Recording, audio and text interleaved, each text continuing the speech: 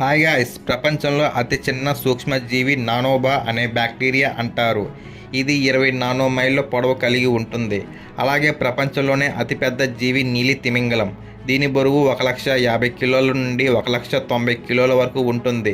దీని గుండె బరువు వచ్చి 180 కేజీల వరకు ఉంటుంది.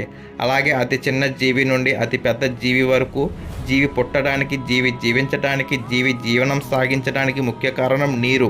అందరికీ గుర్తుకొచ్చే మరొక సముద్రం ఎర్ర సముద్రం. ఇది ఆసియా, ఆఫ్రికా ఖండాల మధ్య ఉంది. ఈ ఎర్ర సముద్రం హిందూ మహాసముద్రాన్ని అలాగే మధ్యధరా సముద్రాన్ని కలుపుతుంది. ఈ ఎర్ర సముద్రంలో ఉప్పు లవణాలు బాగా ఎక్కువగా ఉండటం వలన మనిషి స్వేచ్ఛగా పైకి తేలుతాడు. ఈ సముద్రానికి ఎర్ర సముద్రం అని పేరు రావడానికి కారణం ఈ సముద్రపు అడుగు భాగాన దాగి ఉన్న ట్రైకోడెస్మియం ఎరిత్రేయం అని పిలువబడే ఒక రకమైన సైనోబాక్టీరియా కారణంగా ఈ సముద్రం ఎర్రగా కనబడును. అందువలన దీన్ని ఎర్ర సముద్రం అని అంటారు. అదేవిధంగా బైబిల్ ప్రకారం ఎర్ర సముద్రం గురించి కొంత సమాచారం దాగి ఉంది. అది ఏమిటంటే, ఐగుప్త అనే దేశాన్ని పరిపాలిస్తున్న రాజు ఫరో రాజు.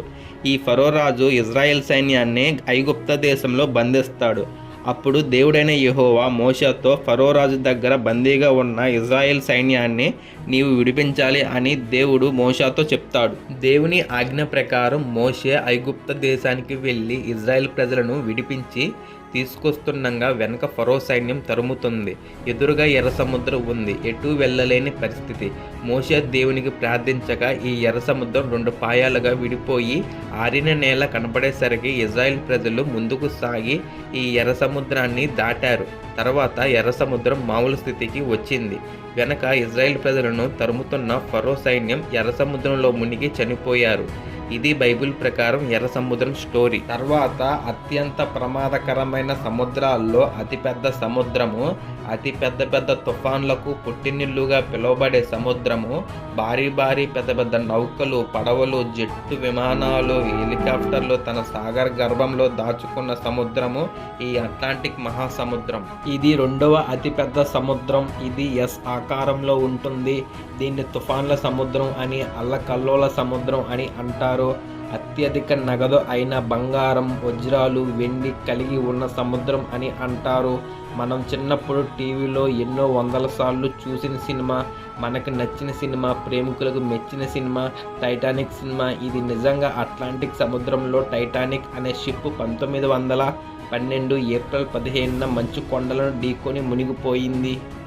ఈ విపత్తు ఫలితంగా 1500 మంది పైగా మరణించారు. ఇది చరిత్రలోనే అత్యంత ఘోరమైన సముద్రపు ప్రమాదం అని పేర్కొంటారు.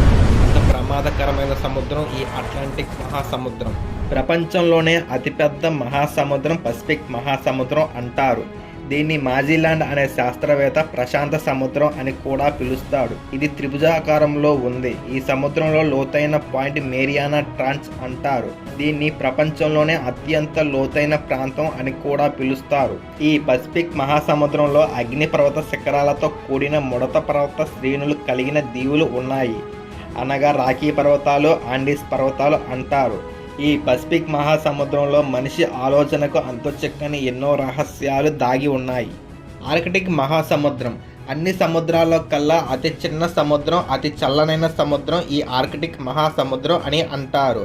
ఇది ఓ ఆకారం కలిగి ఉంటుంది. ఇది ఉత్తర అమెరికా, డెన్మార్క్, రష్యా, యూరప్ దేశాల సరిహద్దుగా దీన్ని పిలుస్తారు. ఇది ఉత్తర ధ్రువం ఆవరించి ఆర్కిటిక్ సర్కిల్ లోపల ఉంటుంది. ఇది దాదాపుగా 14,60,000 కిలోమీటర్ల విస్తీర్ణం కలిగి మహాసముద్రాల్లో అతి చిన్న మహాసముద్రంగా దీన్ని పిలుస్తారు. ఇది అత్యంత చల్లని ఉష్ణోగ్రతల కలిగి ఎక్కువగా సముద్రపు మంచుతో కప్పబడి ఉంటుంది. ఈ ఆర్కిటిక్ మహాసముద్రం. హిందూ మహాసముద్రం ఇది 3వ అతిపెద్ద మహాసముద్రం అని అంటారు. ఒకే దేశము పేరు మీదుగా పిలువబడే సముద్రం హిందూ మహాసముద్రం. ఇది ఎం ఆకారం కలిగి ఉంది. ఆఫ్రికా, ఆస్ట్రేలియా, ఆసియా ఖండాలతో 3 వైపులా ఆవరించి ఉన్న కనిష్ట సముద్రం అంటారు. ఈ హిందూ మహాసముద్రం దక్షిణాసియా తాకుతూ ఆఫ్రికా, ఆస్ట్రేలియా దేశాలను విడదీస్తుంది. అరేబియా మహాసముద్రం ఇది హిందూ మహాసముద్రం యొక్క వాయువ్య భాగం అంటారు. ఇది దాదాపుగా 38,62,000 కిలోమీటర్ల విస్తీర్ణం కలిగి ఉంటుంది. అరేబియా మహాసముద్రంలో ప్రవహించే నదుల్లో అతిపెద్ద నది సింధు నది. అరేబియా సముద్రంలో ముఖ్యమైన ఓడరేవులు ముంబై ఓడరేవు, కొచ్చిన్ ఓడరేవు, కరాచీ ఓడరేవు, అరేబియా సముద్రంలో ఋతుపవనాలు గాలులచే నైరుతి ఋతుపవనం ఎక్కువ ప్రభావం అవుతుంది. ఈ అరేబియా సముద్రంలో వివిధ రకాల చేప జాతులు, పగడపు దిబ్బలు, కీలకమైన వాణిజ్య మార్గం, పెట్రోలియం, సహజ వాయువులు, సహజ వనరులు కలిగి ఉంటుంది ఈ అరేబియా మహాసముద్రం.